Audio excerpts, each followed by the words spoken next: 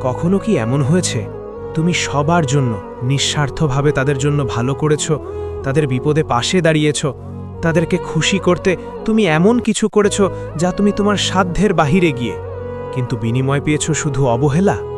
বাগদাদের এক কোণে ছিল এক ছোট্ট মাটির ঘর। সেখানে থাকত এক মেয়ে, ইভা। ছোটবেলায় সে হারিয়েছিল মা বাবাকে। তখন থেকেই জীবন তাকে শিখিয়েছিল নিজের কষ্ট নিজেকেই বহন করতে হয়। সে থাকত তার এক আত্মীয়ের কাছে, যারা বাইরে থেকে আপন কিন্তু ভেতরে ভেতরে ছিল নিষ্ঠুর আর পাথরের মন। ইভা সারা দিন কাজ করত, ভোরে পানি আনা, রান্না করা আর রাত জেগে কাপড় সেলাই করা। তার হাতের কাজ ছিল অসাধারণ, কিন্তু তাকে বলা হতো, তোর কাজ কেউ পছন্দ করে না। কারণ এটা ইভাকে বললে তার মন ভেঙে যেত।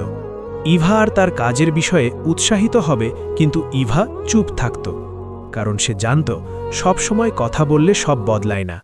হঠাৎ একদিন এক বৃদ্ধা দরজায় এসে দাঁড়ালেন। ক্ষুধায় কাঁপছিলেন সেই বৃদ্ধা।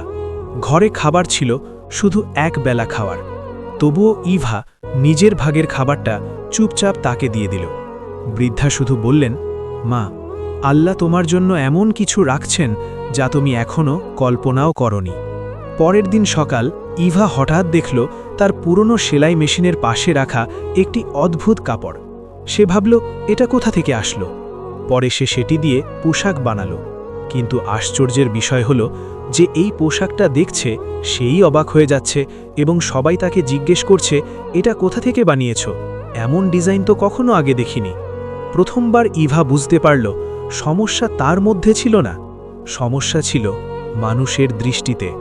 শহরে ছড়িয়ে পড়ল তার নাম ডাক।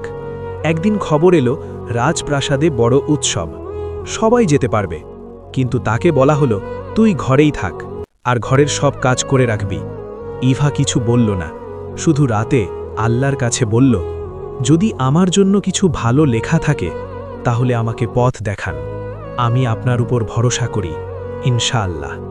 সেই রাতেই সে ঘুমিয়ে পড়ে আর স্বপ্নে দেখে সেই বৃদ্ধা আবার এসেছে। তিনি বললেন, তোমার কাজই তোমার আসল শক্তি, নিজেকে লুকিয়ে রাখিও না। পরের দিন ইভা নিজের বানানো পোশাক পরে চুপচাপ প্রাসাদের দিকে গেল। কেউ তাকে চিনতে পারল না, কিন্তু সবাই তাকিয়ে রইল। তার পোশাক, তার আচরণ, তার সৌন্দর্য সব কিছু ছিল সকলের থেকে আলাদা। রানী নিজেই তার পোশাক, আচরণ এবং তার সৌন্দর্য দেখে মুগ্ধ হয়ে তাকে ডেকে নিলেন। রাজপুত্র বললেন, আমি এমন কাউকে খুঁজছিলাম যার সৌন্দর্য শুধু মুখে নয়, মনের ভেতরেও আছে। কিন্তু ইভা মাথা নিচু করে বলল, আমি শুধু একজন সাধারণ মেয়ে। রানী হাসলেন, বললেন, সাধারণ মানুষই অসাধারণ হয় যখন তার মন পরিষ্কার থাকে। ইভা রাজপ্রাসাদের রানী হয়ে গেল, কিন্তু সে বদলায়নি। সে গরিবদের সব সময় সাহায্য করত। সে নিজের পুরনো জীবন ভুলে যায়নি।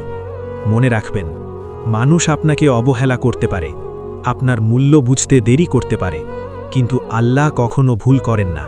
আপনি যদি চুপচাপ নিজের কাজ করে যান, একদিন ঠিকই আপনার প্রাপ্য সম্মান আপনার কাছেই ফিরে আসবে, ইনশাআল্লাহ।